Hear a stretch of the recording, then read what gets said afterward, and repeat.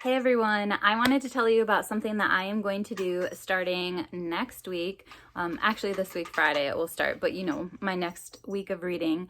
And that is that I am going to read the favorites of my favorites.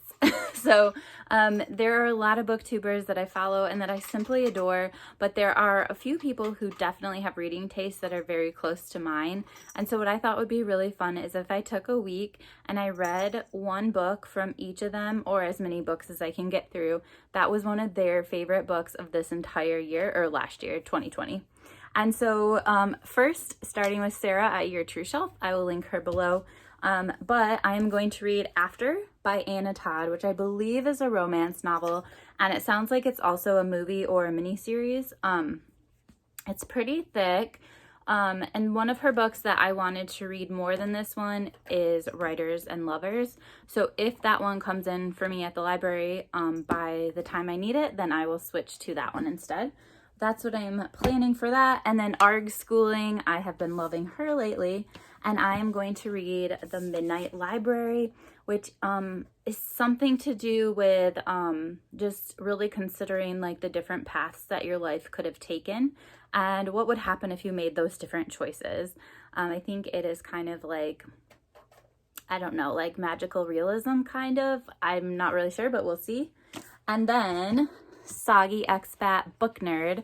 I honestly have purchased, sorry, we need to do a video update about that too, purchased a lot of the books that she talked about in her favorites, and one of them was Life as a Unicorn by Amru al-Qadahi.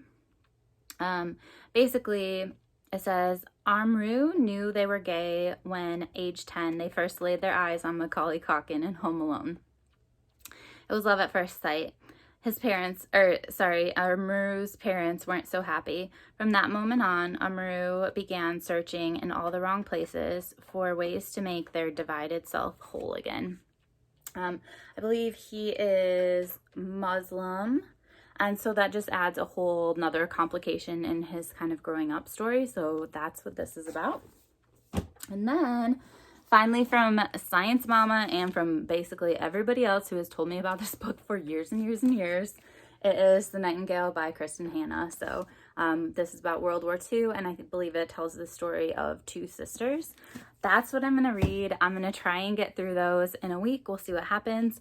But I just think it's really fun to read the books that have really impacted other people or that they just really enjoyed entertainment-wise. I'm curious what you guys have read, like based on BookTube recommendations, and I will see you later.